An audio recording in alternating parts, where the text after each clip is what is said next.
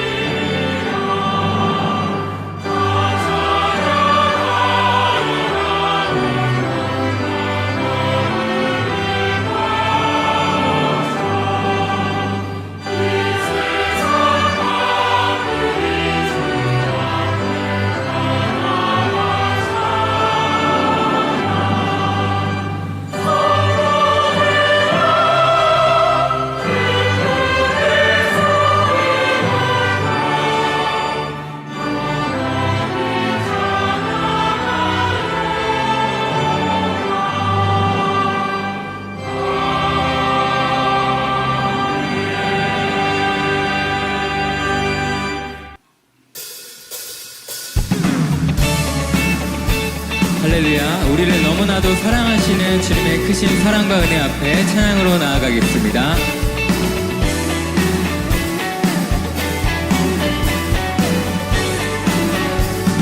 예수 사랑하심을, 예수 사랑하심을 거룩하신 말일세. 우리들은 약하나 예수 권세. 예수 사랑하심은, 예수 사랑하심은 거룩하신 말일세. 우리들은 약하나 예수 날 사랑하심, 날 사랑하심, 날 사랑하심, 날 사랑하심. 성경에 나를 사랑하시고, 나를 사랑하시고, 나의 죄를 다시 써 하늘 문을 여시고 들어. 내가 연약할수록 더욱 귀히 여기사 높은 보좌 위에서 낮은 나를 사랑하신, 날 사랑하신, 날 사랑하신, 날 사랑하신. 성경에 우리 목소리로 예수 사랑하심은, 예수 사랑하심은 거룩하신 말일세. 우리들은 약하나 예수 권세만도다. 날 사랑하심, 날 사랑하심, 날 사랑하심. 성경 우리 다시 한번 목소리로 날 사랑하심, 날 사랑하심, 날 사랑하심, 날 사랑하심.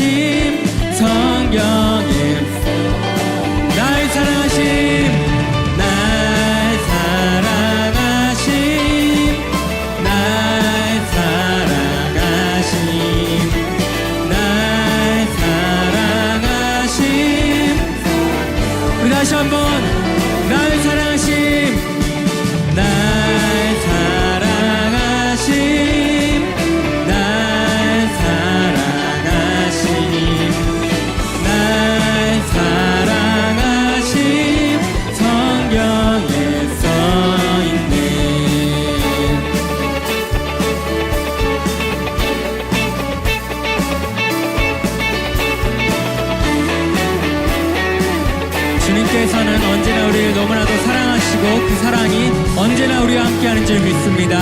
주님께 영광의 박수로 나아가겠습니다. 살아계신 주님 감사합니다.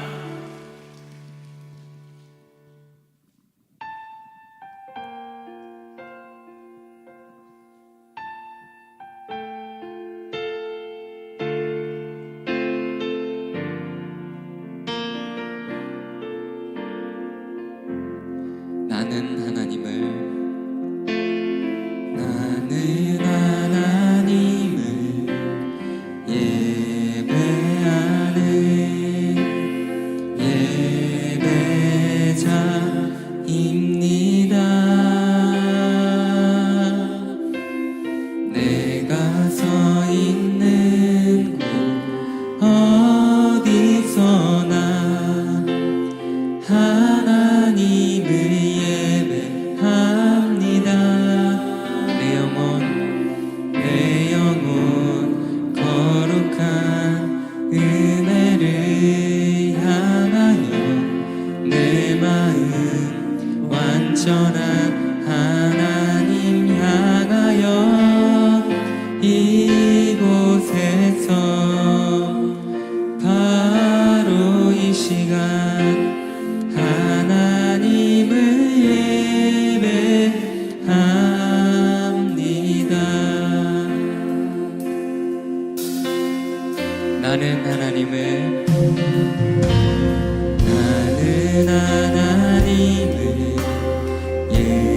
예배하는 예배자입니다. 내가 서 있는 곳 어디서나 하나님을 예배합니다. 내 영혼 거룩한 은혜를 향하여 내 마음 완전한 하나님 향하여 이곳에서 바로 이 시간 하나님을 예배함. 나는 하나님을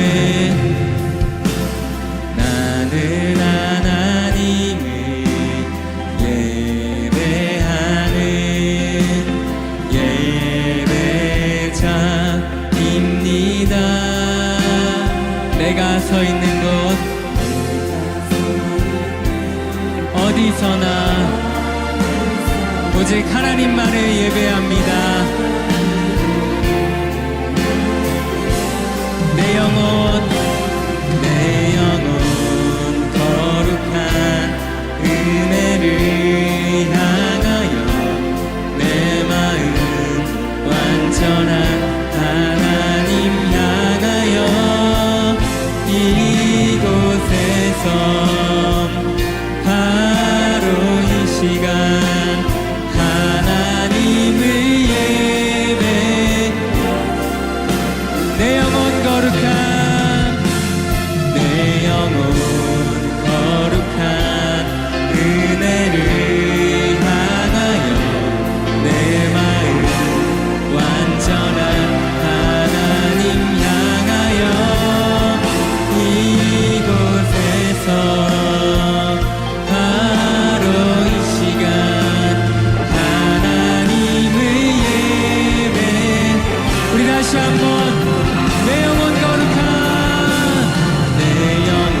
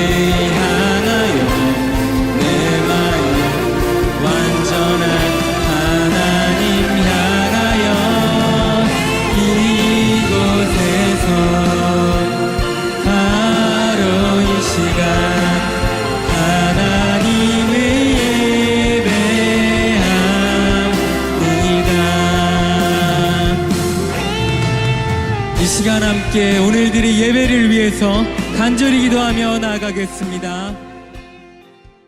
예배 중 휴대폰은 진동으로 해주시기 바랍니다. 하나님 말씀은 히브리서 12장 14절에서 29절까지 말씀입니다. 신약성경 368페이지입니다. 히브리서 12장 14절에서 29절까지 말씀 제가 봉독하겠습니다. 모든 사람과 더불어 화평함과 거룩함을 따르라. 이것이 없이는 아무도 주를 보지 못하리라. 너희는 하나님의 은혜에 이르지 못하는 자가 없도록 하고 또 쓴 뿌리가 나서 괴롭게 하여 많은 사람이 이로 말미암아 더럽게 되지 않게 하며 음행하는 자와 혹 한 그릇 음식을 위하여 장자의 명분을 판 에서와 같이 망령된 자가 없도록 살피라. 너희가 아는 바와 같이 그가 그 후에 축복을 이어받으려고 눈물을 흘리며 구하되 버림바가 되어 회개할 기회를 얻지 못하였느니라. 너희는 만질 수 있고 불이 붙는 산과 침침함과 흑암과 폭풍과 나팔 소리와 말하는 소리가 있는 곳에 이른 것이 아니라 그 소리를 듣는 자들은 더 말씀하지 아니하시기를 구하였으니 이는 짐승이라도 그 산에 들어가면 돌로 침을 당하리라 하신 명령을 그들이 견디지 못함이라. 그 보이는 바가 이렇듯 무섭기로 모세도 이르되 내가 심히 두렵고 떨린다 하였느니라. 그러나 너희가 이른 곳은 시온산과 살아계신 하나님의 도성인 하늘의 예루살렘과 천만 천사와 하늘에 기록된 장자들의 모임과 교회와 만민의 심판자이신 하나님과 및 온전하게 된 의인의 영들과 새 언약의 중보자이신 예수와 및 아벨의 피보다 더 나은 것을 말하는 뿌림핀이라. 너희는 삼가 말씀하신 일을 거역하지 말라. 땅에서 경고하신 일을 거역한 그들이 피하지 못하였거든 하물며 하늘로부터 경고하신 일을 배반하는 우리일까 보냐. 그때에는 그 소리가 땅을 진동하였거니와 이제는 약속하여 이르시되 내가 또 한 번 땅만 아니라 하늘도 진동하리라 하셨느니라. 이 또 한 번이라 하심은 진동하지 아니하는 것을 영존하게 하기 위하여 진동할 것들 곧 만드신 것들이 변동할 것을 나타내심이라. 그러므로 우리가 흔들리지 않는 나라를 받았은즉 은혜를 받자. 이로 말미암아 경건함과 두려움으로 하나님을 기쁘시게 섬길지니 우리 하나님은 소멸하는 불이심이라. 아멘. 이 시간 시온 찬양대에 찬양이 있겠습니다.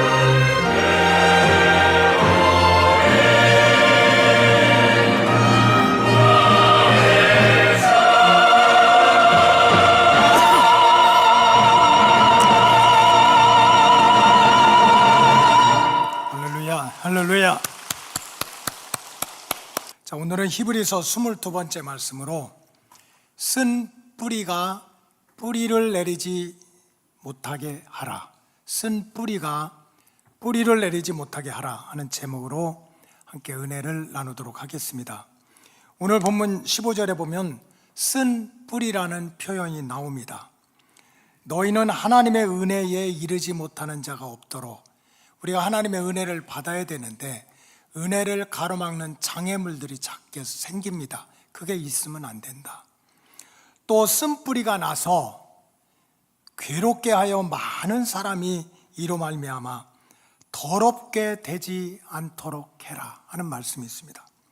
오늘 본문에 보면 바울은 하나님의 은혜에 이르지 못하게 하는 쓴뿌리가 있다, 우리를 인생을 괴롭게 만드는 쓴뿌리가 있다, 사람들을 더럽게 하는 쓴뿌리가 있다. 그러니 이 쓴뿌리가 우리 심령 속에 내리지 않도록 주의하라고 경고를 하고 있습니다. 그렇다면 사도 바울이 말하는 쓴뿌리는 무엇입니까? 사도 바울이 말하는 쓴뿌리는 단순하게 우리 안에 들어있는 어떤 부정적인 생각이나 감정이나 심리적인 상태를 뜻하는 것이 아닙니다. 적어도 사도 바울이 말하는 쓴뿌리는 우리의 영과 육과 혼을 병들게 하는 죄악의 뿌리, 하나님의 심판을 불러오는 죄악의 뿌리를 바울은 쓴뿌리라고 했습니다. 오늘 본문 15절을 다시 보면 너희는 하나님의 은혜에 이르지 못하는 자가 없도록 하고 또 쓴뿌리가 나서 괴롭게 하여 많은 사람이 이로 말미암아 더럽게 되지 않게 하라. 우리에게 은혜를 받지 못하게 하는 쓴뿌리가 있다는 거예요. 그게 무엇일까? 우리 인생을 괴롭게 만드는 쓴뿌리가 있다. 그게 도대체 무엇일까? 우리를 정결하게 하지 않고 더럽게 만드는 쓴뿌리가 있다. 그게 도대체 무엇인가? 그것은 말할 것도 없이 우리에게 죄의 열매를 맺게 하고 또 죄악의 구렁텅이에 몰고 가는 죄악의 쓴뿌리라고 바울은 강조하고 있습니다. 그래서 사도 바울은 이 죄악의 쓴뿌리가 우리 심령 속에 뿌리를 내리지 못하도록 하라고 경고의 말씀을 주고 있습니다. 구약 성경 신명기 29장에도 똑같은 말씀이 나옵니다. 우상 숭배와 같은 죄를 모세는 독초의 뿌리라고 그랬습니다. 독초의 뿌리. 우상 숭배와 같은 여러 가지 죄를 쑥뿌리라고 했습니다. 그래서 이 우상 숭배와 같은 그러한 큰 죄의 이 독초의 뿌리들을 마음밭에 뿌린 자들에 대한 경고의 말씀이 바로 신명기 29장에 나옵니다. 신명기 29장 20절에 보면 여호와는, 따라하세요, 이런 자를, 도대체 이런 자가 어떤 자입니까? 세상에서 성공한 사람입니까? 실패한 사람입니까? 잘 나가는 사람입니까? 못 나가는 사람입니까? 그런 것이 아닙니다. 여호와는 이런 자를 사하지 않는다. 절대로 용서하지 않을 거다. 여호와는 이런 자에게 여호와의 분노와 질투의 불을 내리실 거다. 여호와는 이런 자에게 성경에서 약속된 저주를 그들에게 더하고 더할 것이다. 여호와는 이런 자들에게 그의 이름을 천하에서 생명책에서 지우겠다 그랬습니다. 하나님께서는 이스라엘 백성 중에서 이런 자를 용서하지 않겠다고 경고를 하고 계신 거예요. 하나님께서는 이런 이스라엘 백성 중에서 이런 자를 분노와 질투의 불로 태워버릴 거라고 경고하고 계세요. 하나님께서는 이런 자들에게 성경에 기록된 모든 저주의 저주를 더할 것이라고 말씀하시고, 하나님께서는 이런 자들의 이름을 천하에서 지우겠다, 하늘의 생명책에서 지워버리시겠다고 책망을 하고 계십니다. 여기서 도대체 이런 자는 누구를 뜻합니까?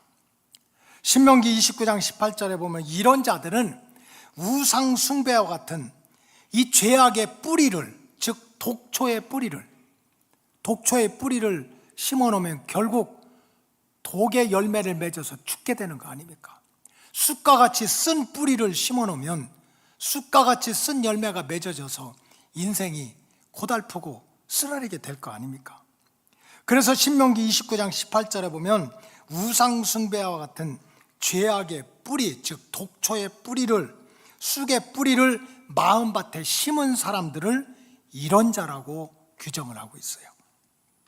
신명기 29장 18절에 보면 너희 중에 남자나 여자나 가족이나 집하나 오늘 그 마음이 우리 하나님 따라서 여호와를 떠나서, 이건 남자 여자 무슨 소년 노년이 중요한 것이 아니에요. 교회 다니냐 안 다니냐 이게 중요한 것이 아니에요. 교회 가서 예배를 드림에도 불구하고 마음이 하나님을 떠나서 그 민족 모든 다른 민족의 신들에게, 즉 우상을 숭배하는 자들은 바로 독초를, 쑥의 뿌리를 자기 마음속에 심는 사람들이라는 거예요. 이런 자들을 하나님은 용서하지 않겠다, 저주 위에 저주를 더하겠다, 생명책에서 지우겠다, 이렇게 경고하는 거예요. 독초의 뿌리와 같은 죄악의 뿌리를 마음밭에 심어 놓으니 결국은 독초의 열매를 맺게 돼서 당연히 죽을 수밖에 없는 운명에 처하게 된다는 말씀입니다. 쑥뿌리와 같이 쓰디쓴 죄악의 뿌리를 마음속에 심어 놓으니 당연히 인생이 쓰고 고달프게 될 수밖에 없다는 뜻입니다. 옛말에 콩 심은 데 뭐가 나요? 콩 나고, 팥 심은 데 팥이 난다고 그랬어요. 콩 심어 놓고 3일 동안 금식하고 주여 팥이 나오게 될 줄로 믿습니다 해도 나중에 뭐가 나와요? 콩이 나오는 거예요. 콩을 심으면 콩이 나고 팥을 심으면 팥이 난다는 속담입니다. 씨를 뿌리면 반드시 그 씨에서 뿌리를 내리게 되고, 뿌리가 생기게 되면 그 뿌리는 반드시 똑같은 열매를 맺게 된다는 거예요. 당연한 말씀입니다. 콩뿌리에서는 콩 열매가 맺어질 수밖에 없고, 팥뿌리에서는 팥 열매가 맺어질 수밖에 없다는 뜻입니다. 마찬가지로 이 죄악의 쓴 뿌리가 우리 마음속에 뿌리를 내리게 되면 결국은 죄악의 열매를 맺게 돼서 우리의 영과 육과 혼은 병들게 되고 하나님의 심판을 불러올 수밖에 없다는 거예요. 따라서 저와 여러분들 모두는 하나님의 심판을 피하고 우리 인생들이 독초와 쓴뿌리로 쓰디쓴 인생의 고통을 받지 않고 은혜와 축복이 넘치는 삶을 살아가기 위해서는 무엇보다도 이런저런 죄악의 쓴 뿌리들이 우리 심령 속에 깊게 뿌리를 내리지 못하도록 이 죄악의 쓴 뿌리를 완전히 뽑아내야 될 줄로 믿습니다. 성경적으로 말하면 저와 여러분들은 모두가 죄인입니다. 설교를 하는 저도 죄인이고 설교를 듣고 있는 여러분들도 죄인입니다. 우리 모두 누구 하나 온전한 사람, 완전한 사람은 아무도 없습니다. 그렇기 때문에 때때로 인생을 살다 보면 때로는 힘들어서, 때로는 억울해서, 때로는 누명을 써서, 때로는 내가 잘못해서 이 마음과 생각들이 선하지 못하고 하나님을 노하게 만드는 생각들이 수없이 우리 마음과 우리 머릿속을 이렇게 날아다닐 때가 있습니다. 때로는 교만과 불순종하는 생각들이 우리 마음을 사로잡을 때가 있습니다. 때로는 정말 너무나 사는 게 힘들어서 사람들한테 부닥쳐가지고 절망과 낙심하는 생각들, 시기하고 질투하는 생각들, 어떻게 그렇게 미워하는지, 밥 먹는 모습도 미우고 걸어가는 뒤통수도 미우고 앉아있는 모습도 미우고 여러분들 얼굴에 해같이 빛나는 거지. 어떻게 그렇게 미운 생각이 내 머릿속에서 마음속에서 떠나지 않을 때가 있어요. 이렇게 선하지 못하고 악한 생각들이 때때로 찾아오고 우리 힘으로도 막을 수 없는 것이 우리가 스스로 겪고 있는 우리의 현실입니다. 그런데 이런 죄악의 쓴뿌리가 우리의 심령에 뿌리를 내리도록 미워하고 시기하고 교만 떨고 하는 이 죄악의 뿌리들을 내리도록 그대로 두면 반드시 그 뿌리에서 똑같은 열매가 나와가지고 죄의 열매가 입술을 통해서든지 행동을 통해서든지 나타날 수밖에 없습니다. 그렇기 때문에 주의 백성들은 어떻게 해서든지 이 죄악의 쓴 뿌리들이 우리 심령 속에 뿌리를 내리지 못하도록 영적 씨름을 다해야 될 줄로 믿습니다. 그러기 위해서는 아주 간단하지만 강력한 실제적인 진리를 배워야 돼요. 우리가 이 쓴뿌리가 내 마음밭에 내려서 뿌리를 내리지 못하게 하려면 우리가 이 땅에서도 경험할 수 있는 아주 강력하고 또 실제적인 교훈을 하나 배워야 됩니다. 예를 들면 공중의 새들이 우리 머리 위로 이렇게 저렇게 날아다니는 것을 막을 수가 없어요. 어떻게 막겠습니까? 공중의 새들이 우리 머리 위로 이리저리 날아가는 것을 막을 수도 없습니다. 그러나 그 새들이 내려와서 내 머리에 둥지를 틀고 살게는 해서는 안 되지 않습니까? 저희 집하고 교회가 멀어요. 우평입니다. 우평. 아까 대문에서 나오면 한 30m나 되니까 얼마나 멀겠어요. 우평이 10인칭에 사는데 2층에 우리 이광용 장로님이 살고 있는데, 이광용 장로님이 베란다에다가 꽃도 잘 가꾸고 나무도 심고, 그래서 아주 그냥 그 베란다에다가 조그만 정원을 아주 잘 만들어 놨어요. 그게 아주 큰 죄를 진 겁니다. 왜냐하면 정원을 이쁘게 만들어 놓으니까 봄에는 나비가 날라오고요, 꽃이 피고 그러면 새들이 날라와요. 그래 울기도 하고. 어느 날 주일날 아침에 참 이제 주일날 아침에 저도 꽃단장을 하잖아요. 맨날 제가 곤색 옷 입는다고 1년 내내 그냥 입는 줄 알면 안 돼요. 여러 벌이라 빨아 입고 바꿔 입는 거야. 그래서 그 주일날 아침에도 꽃단장을 하고 양복을 입고 넥타이를 메고 그러고서 이제 문에서 나오는데 갑자기 그 장로님 베란다에서 새들 몇 마리가 날아다니는데 이름을 모르는 새들이라고. 성전에 올라면 좌로나 우로나 치우치지 말고 바로 와야 되는데, 그 새들이 너무 이뻐가지고 저게 무슨 새인가 하고 이렇게 바라보는 순간에 새들이 날아가면서 내 양복에다가 똥을 싸고 갔어요. 세상에 어떻게 이런 일이 있을 수가. 그래서 할 수 없이 집에 들어가서 양복을 갈아입고 그렇게 예배당에 다시 왔습니다. 따라하세요. 그럴 수 있다. 여러분, 새들이 날아가서 정말 똥까지 싸놓게 할 수는 있지만 그 새들이 날아와서 내 머리 위에다 둥지 틀고 맨날 똥 싸고 이렇게 해서는 안 되지 않습니까? 영적인 세계도 마찬가지예요. 여러 가지 죄악의 쓴뿌리들이 우리 머릿속에, 우리 마음속에 수도 없이 날아다닐 수 있어요.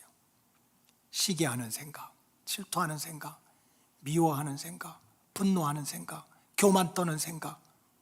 그러나 이런 죄악의 쓴뿌리들이 우리의 심령 속에 뿌리를 깊게 내려서 은혜를 가로막고 우리 인생을 쓰게 만들고 우리 영과 육과 혼을 병들게 만들고 하나님의 심판을 몰고 오게 하는 이런 일은 절대로 있어서는 안 된다는 뜻입니다. 복음서에 보면 예수님은 제자들에게 이런 말씀을 하셨어요.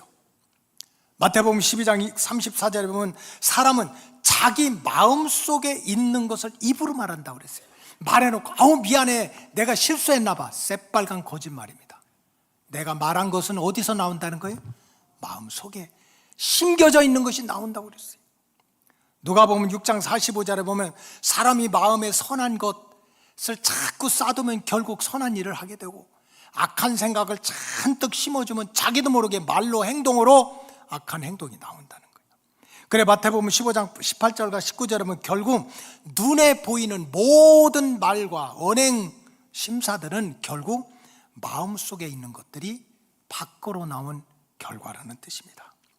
따라서 우리 로고스 가족들은 공중의 새들이 우리 머리 위로 날아다니면서 때로는 똥까지 싸는 이런 일들이 있을 수는 있지만 이런저런 죄악의 쓴뿌리들이 내 심령 속에 들어와서 뿌리를 내려서 말로나 행동으로 나타나는 죄 짓는 일이 없도록 쓴뿌리를 뽑아내야 될 줄로 믿습니다.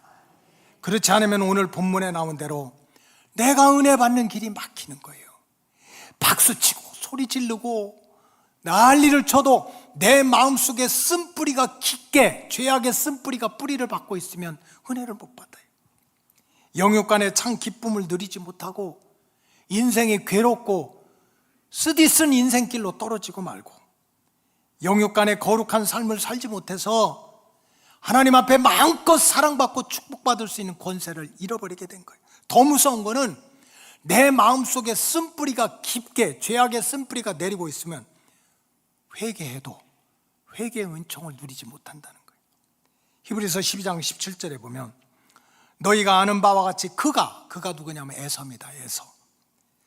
그 후에 축복을 받으려고, 장자권은 하나님이 주시는 축복권입니다. 근데 이거를 헌신짝처럼 밥그릇 한 그릇에 버리는 죄를 짓고 나서 그 후에 축복을 이어받으려고 눈물을 흘리면서 회개하고 구하였지만 하나님께로부터 버림받았고 또다시 회개할 기회조차 얻지 못했다고 그랬어요. 그렇기 때문에 우리 로고스 가족들은 죄악의 쓴뿌리들이 새가 날아다니는 것처럼 내 머리 위에, 내 마음속에 날아다니면서 소리도 지르고 똥도 싸고 다 할 수 있어요. 그럼에도 불구하고 그런 새들이 둥지를 틀게는 해서는 안 되는 것처럼 죄악의 쓴뿌리들이 우리 심령 속에 뿌리를 내리지 못하도록 물리치는 영적인 씨름을 계속해야 될 줄로 믿습니다. 그렇다면 우리가 어떻게 해야 이 죄악의 쓴뿌리들이 우리의 심령 속에 뿌리를 내리지 못하도록 하는 그런 신앙생활을 할 수 있을까? 본문을 중심으로 하면 첫째는 내가 누구인지를 바로 알아야 됩니다. 따라하세요. 내가 누구냐? 이거를 바로 알아야 돼요. 단순히 누구 아빠, 누구 엄마, 누구 아들, 딸 그것이 아니라 영적으로 내가 누구냐 하는 영적인 자기 정체성이 분명해야 됩니다. 세상에서도 성공한 사람들에게는 공통적인 특징이 있어요. 물론 부모 잘 만나서 성공하기도 하고 자기 재능이 탁월해서 성공하기도 하지만 그거보다 더 중요한 것은 가난해도 배고파도 사람들한테 멸시천대를 받아도 잠을 못 자도 고통스러워도 나는 누구다 하는 자기 정체성을 분명히 가지고 있는 사람은 때가 되면 반드시 세상에서도 성공하는 길이 열립니다. 야곱의 형 에서가 그 동생 야곱에게 팥죽 한 그릇의 장자권을 팔아버리고 평생 후회하는 인생으로 추락한 이유가 무엇입니까? 진짜 배고파서 장자권의 축복을 뺏겼습니까? 아니면 동생 야곱이 너무나 교활해가지고 형 배고프지? 에? 그러니까 내가 팥죽 한 그릇 줄 테니까 형 그 장자권 그거 나한테 줘봐. 교활해가지고 장자권을 버린 것입니까? 절대로 아닙니다. 에서 자신이 나는 아브람과 이삭의 가문의 장자다. 믿음의 가문의 장자다. 나는 장자권을 가지고 있는 사람이다. 믿음의 가문의 장자권은 하나님이 복을 주신다고 그랬어요. 하나님이 복을 주신다는 이 믿음의 장자권을 가지고 있는 사람이 바로 자기라고 하는 이 영적인 정체성을 잃어버린 거예요. 나는 믿음의 가문에서 아브람과 이삭의 믿음을 물려받은 하나님께로부터 복을 받을 장자권을 가지고 있는 사람이다. 이 자기 정체성을 무시했기 때문에 이런 일을 당한 거예요. 정말 하나님의 장자권을 중요하게 생각했다면 배가 고파도 동생이 아무리 교활하게 자기를 속이려고 해도 절대로 팥죽 한 그릇에 헌신짝처럼 장자권을 버리지 않았을 거예요. 죄송한데 우리 아버지 얘기를 좀 하겠어요. 사실 우리 아버지는 육신적으로 굉장히 불쌍한 분이세요. 조실부모였어요. 옛날에 회갑도 넘기기 어려웠잖아요. 그리고 우리 아버지는 아버지의 아버지 어머니, 할머니, 할아버지죠. 그러니까 저한테는 기억도 못해요. 그렇게 일찍 돌아가셨어. 그래서 위에 있는 형님들, 큰아버지, 둘째 큰아버지, 셋째 큰아버지가 돌아가면서 우리 아버지를 키웠어요. 군대 가기 전까지. 너무 정말 훌륭한, 너무나 선한 큰아버님들이었어요. 정말 우리가 어릴 때도 가봤지만 동생이 너무 불쌍해서 지극정성으로 그렇게 돌보며 키웠어요. 그래서 우리 아버지는 사실은요, 초등학교밖에 졸업하지 못했어요. 근데 이대로 시골에서 형님들 밑에서 농사 짓고 이래서는 안 되겠다 해가지고 군대 가기 전에 어린 나이에 대전에 나와가지고 독학을 했어요. 일하고 낮에 일하고 밤에 검정고시 학원 같은 데 다니면서 독학을 해가지고 그래도 내 실력으로 밥을 벌어 먹으려면 시험을 봐서 합격해야 된다 해가지고 그때 당시 말단 공무원으로 취직을 하셔가지고 하여간 시험 봐서 올라갈 수 있는 자리까지는 다 올라가셨어요. 끝까지 퇴직하기 몇 년 전까지도 공부해가지고 시험 봐서 올라갈 수 있는 자리까지는 다 올라가고, 그래서 몇 년 전에 93세에 큰 병도 앓지 않으시고 그냥 잠자다 돌아가시듯이 그렇게 하나님의 부르심을 받았어요. 근데 어릴 때 기억이 있습니다. 저는 가난한 동네 살아가지고 옛날에는 왜 이렇게 골목에 술집이 있는지 퇴근 때면 양재기 두드리고 막 도박하고 싸우고 이런 소리가 가득했어요. 왜? 종점에 살았기 때문에. 종점. 근데 우리 아버님은 절대로 퇴근하면 집에만 오시고요, 저녁은 항상 5 식구가 같이 먹었어요. 아버지, 엄마, 누나, 전순옥, 그 다음에 나, 한참 어린 동생. 근데 일주일에 한두 번씩은요 우리 아버님이 밥상머리 교육을 하는 거예요.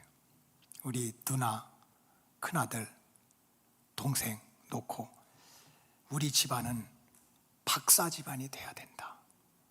우리가 가난하고 가진 것 없지만 내가 열심히 공부하면, 그때 당시에, 지금은 뭐 흔해 빠진 게 박사지만, 미안해요 박사님들 여기 많이 계신데, 여기 막 연세대 박사도 계시고 많이 계시고 의학 박사도 계신데, 그때만 뭐 수십 년 전, 60, 70년 전에만 해도 박사가 많지 않았잖아요.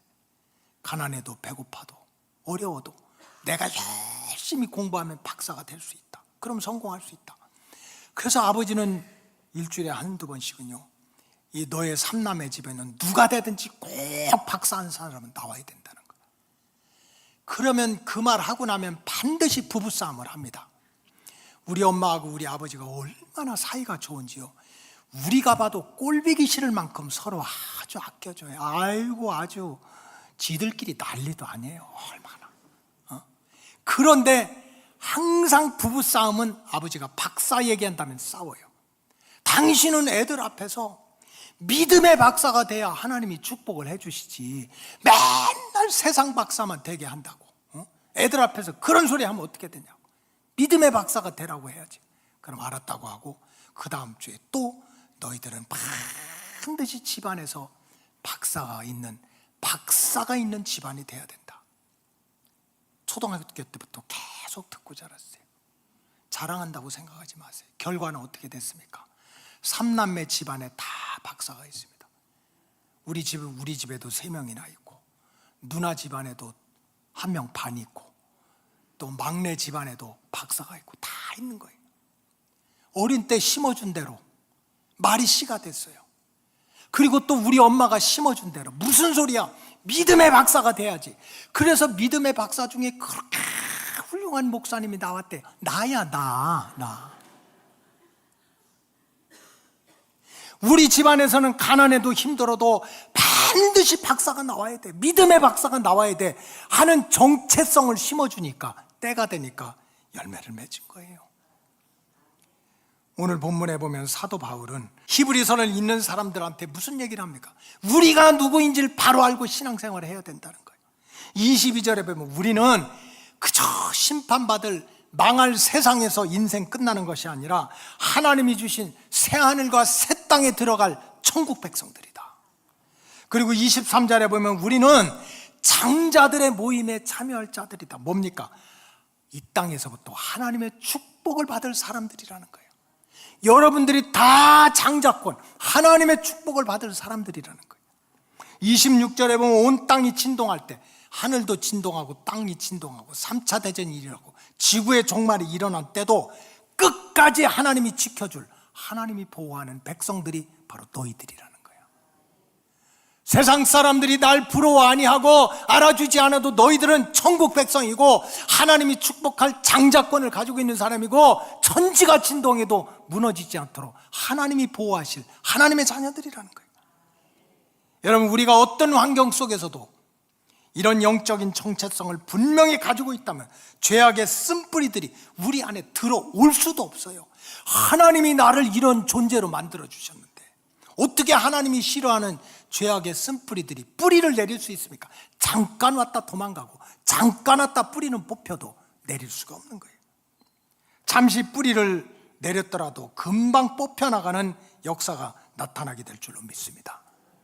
따라서 우리 로고스 가족들은 눈에 보이는 현실만 가지고 기뻐하고 슬퍼하지 말고, 무엇보다도 나는 구원받은 백성이야, 나는 하나님께서 축복을 해주신다는 장자권을 가지고 있는 아들, 딸이야, 천지가 진동해도 망하지 않도록 끝까지 보호할 하나님의 자녀들이야 하는 영적인 정체성을 가지고 살아가시기를 주님의 이름으로 축복합니다. 둘째로, 우리가 이 죄악의 쓴 뿌리들이 우리 심령 속에 뿌리를 내리지 못하게 하려면, 따라서 십자가의 은혜, 십자가의 은혜가 내 마음속에 꽉 차 있어야 돼요. 내 마음속, 내 머릿속에 온갖 생각들이 날아갈 수 있지만 내 심령 안에는 오직 십자가의 은혜로 충만하게 채워져 있어야 돼요. 히브리서 12장 24절에 보면 새 언약 약속의 중보자이신 예수님, 또 순교자의 피를 흘린 아벨의 피보다 더 나은 것이 있는데, 그건 바로 뿌린 피라는 거예요. 뿌린 피. 여기서 뿌린 피는 어떤 피입니까? 예수님께서 십자가에 달려서 흘리신 예수님의 피를 사도 바울은 뿌린 피라고 그랬어요. 나의 죄값을 치르기 위해서 대신 흘리신 예수님의 피, 나를 살리기 위해서 채찍맞고 대못을 박히시고 나를 대신해서 죽으시다가 흘리신 예수님의 피, 지옥 가는 나를 건져내서 천국으로 인도하도록 그렇게 고통을 받으신 예수님의 피, 그 예수님의 은혜가 없다면 우리는 영원히 멸망받을 지옥에 떨어질 인생들입니다. 그래서 사도 바울은 부활하신 주님을 만난다면 계속해서 얘기합니다. 내가 사는 것은 내가 사는 것이 아니요 내 안에 그리스도가 사는 것이다. 내가 지금까지 믿음을 갖고 사명을 감당하는 것은 내가 똑똑해서, 내가 잘나서, 내가 공로가 있어서가 아니라 오직 십자가의 은혜로, 십자가의 피로 나는 이 믿음과 사명을 지키고 있다고. 나의 나된 것은 모두 주님의 은혜라고, 십자가에서 피를 흘리신 주님의 은혜라고 고백을 하고 있어요. 그러므로 진짜 십자가의 은혜, 십자가의 공로를 믿는 성도라면 절대로 자기 의를 내세울 수가 없어요. 내가 이 교회에서 가장 공로를 세웠다고 자기 공로를 내세울 수가 없어요. 내가 가장 의로운 사람이라고 자기 의를 내세울 수가 없습니다. 자기 의와 자기 공로를 내세우는 교만과 불순종은 결국 십자가의 피를 무시하거나 십자가의 피를 망각한 사람들이 저지르는 죄악의 뿌리입니다. 우리 심령 속에 십자가의 피와 십자가의 은혜로 가득 채워져 있다면 이런 죄악의 뿌리가 십자가의 은혜로 꽉 차 있는 우리 심령 속에 들어올 수도 없고, 얼떨결에 들어왔다가도 일곱 길로 도망가게 될 줄로 믿습니다. 우리가 신앙생활을 잘한다고 하면서 여전히 그 마음속에 교만과 불순종과 자기의와 공로의식에 빠져있는 사람들은 아직도 그 죄악의 쓴뿌리가 마음에 박혀있다는 걸 깨달아야 돼요. 한마디로 말하면 십자가의 피의 공로를 무시하고 있다는 뜻이에요. 그래서 이럴 때마다 빨리 깨닫고 뽑아내서 오직 피 흘리신 십자가의 은혜로 믿음과 사명을 지켜가시기를 주님의 이름으로 축복합니다. 셋째로, 우리가 이 죄악의 쓴 뿌리들이 우리 심령 속, 머릿속에서, 생각 속에 날아다닐 수 있지. 어떻게 미워하는 생각, 못된 생각들, 교만한 생각이 어떻게 없겠어요. 계속 날아다닐 수 있지만 그것들이 내 심령에 뿌리를 내리지 못하게 하려면 우리가 말씀에 온전히 순종하지 못하더라도 우리가 어떻게 온전히 순종해? 그러나 그 말씀을 내 스스로 대적하거나 스스로 의지적으로 거역해서는 안 된다는 뜻입니다. 히브리서 12장 25절에 보면 너희는 상가 말씀하신 일을 따라하세요. 거역하지 말라. 거역한다는 것은 내 의지를 가지고 내 뜻을 가지고 내 맘대로 대적한다는 거예요. 일부러 안 지킨다는 거예요. 못 지키는 것이 아니라 안 지킨다는 거예요. 이거는 결국 하나님과 원수가 되겠다는 뜻입니다. 그러니 어떻게 평탄한 길이 오겠습니까? 우리가 신앙생활을 오래 해도요, 시시때때로 은혜를 받아도 하나님의 말씀에 온전히 순종하기는요 너무 어려워요. 불가능합니다. 성경의 역사도 마찬가지요. 은혜와 복을 가장 많이 받았던 사람이 에덴 동산에서 그 차고 넘치는 복을 받았던 아담과 하와입니다. 그래도 에덴 동산에서 그렇게 교만 떨고 불순종하다가 결국 낙원을 잃어버리지 않습니까? 믿음의 조상 아브라함도요, 우리가 믿음이 좋다고 하지만 조금 배고프다고 세상 길로 가고 자기 혼자 살겠다고 아내를 버리고 하나님의 말씀을 온전히 순종하지 못해요. 성군 다윗도 마찬가지요. 다윗이 그렇게 훌륭하다 하지만 알고 보면 이제 왕이 된 다음에는 어느 순간에 교만해져 가지고 결국 기름 부어주신 분도 하나님이고 왕을 세워주신 분도 하나님인데 그걸 잃어버리고 이제 이 나라와 민족을 내 힘으로 지킬 줄 알고 20살 이상의 남자를 모아가지고 군대를 만들고 세금을 걷어서 이 힘으로 나라를 지키자고 그렇게 교만하지 말라고 그랬는데 말씀에 불순종하고 대적하다가 하나님을 경록해 가지고 3일 만에 아무런 죄도 없는 백성들 7만 명이 전염병에서 걸려 죽는 재앙을 만나기도 했습니다. 사실은 이것이 남의 얘기가 아니라 우리의 얘기입니다. 바로 나 자신의 얘기입니다.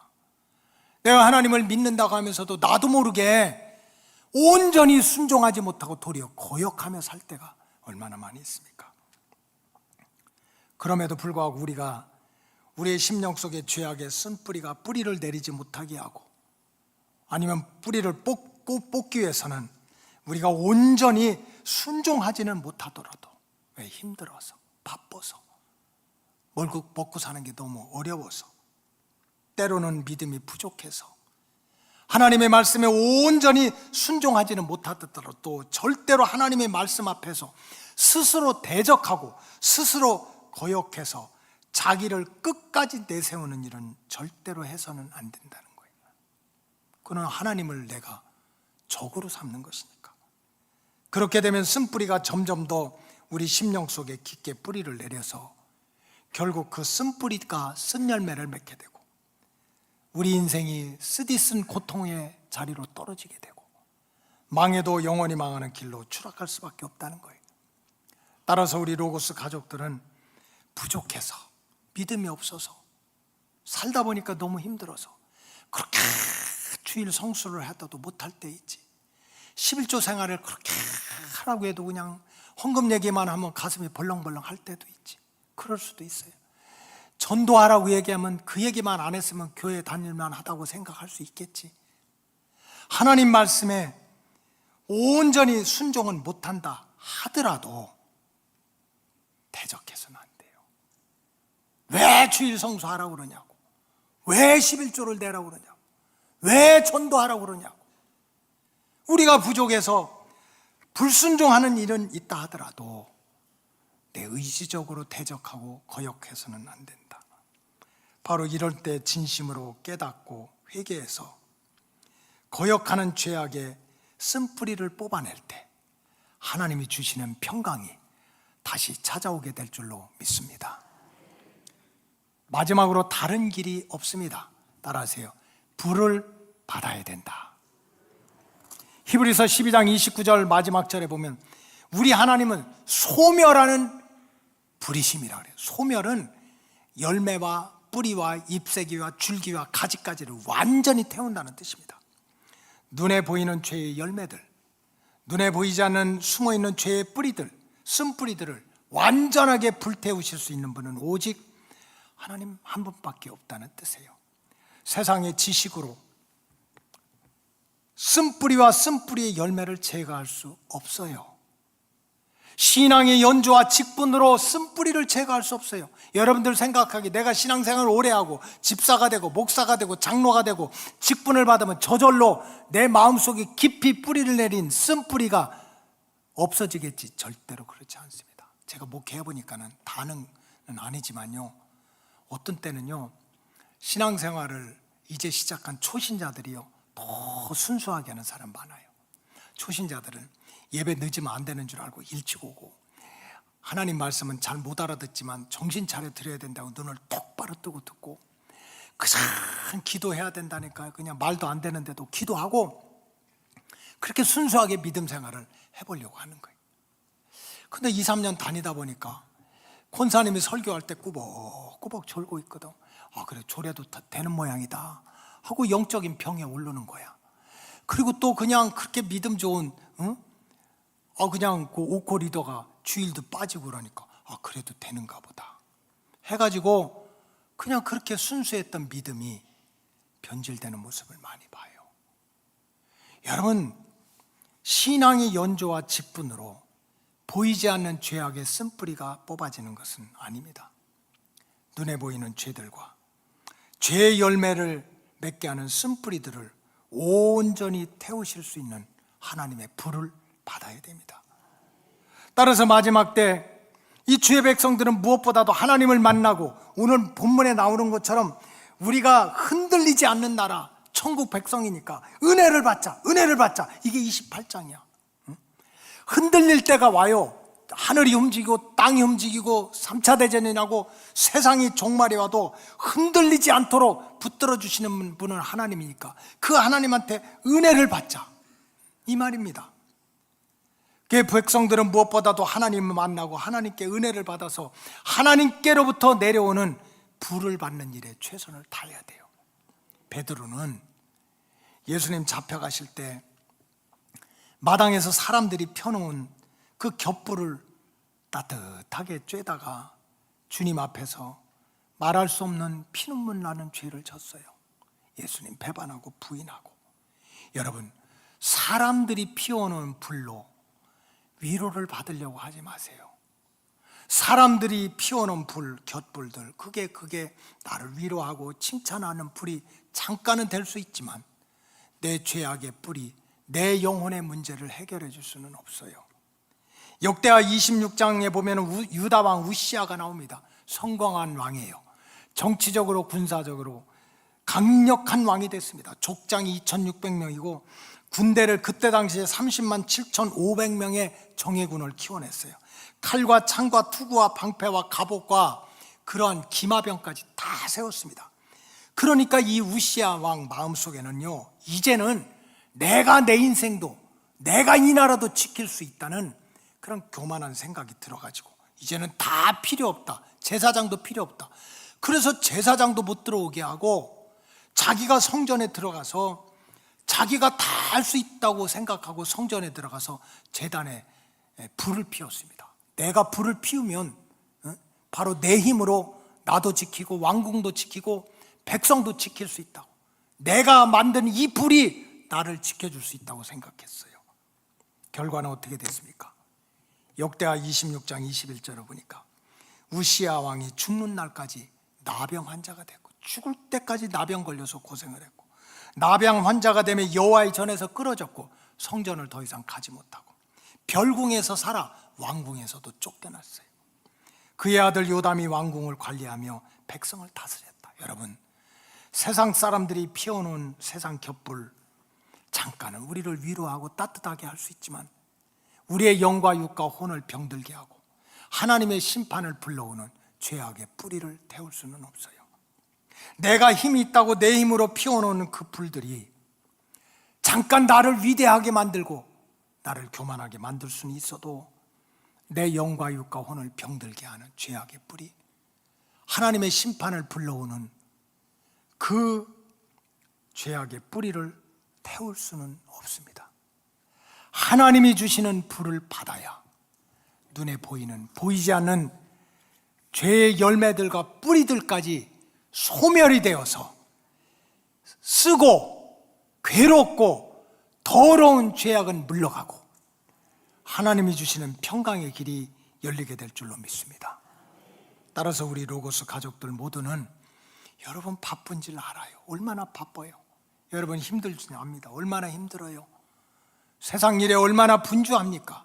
그래도 사람들이 피워놓은 겹불 가지고 위로받으려고 하지 말고 때를 얻든지 못 얻든지 하나님의 성전을 사모하고 성전에 나오셔서 하나님을 만나시고 하나님의 은혜를 구하시고 하나님이 주시는 성령의 불을 받아가지고 눈에 보이는 보이지 않는 죄의 열매와 뿌리들을 완전히 태워서 하나님이 주시는 참 평안이 여러분들과 함께 하시기를 주님의 이름으로 축복합니다.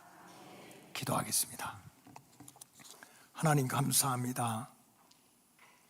쓴 뿌리가 더 이상 우리 심령 속에 뿌리를 내리지 못하도록 은혜 받기를 사모하다가 불을 받는 성도들이 늘어나게 하여 주시옵소서. 축복하오며 예수님의 이름으로 기도하옵나이다. 아멘.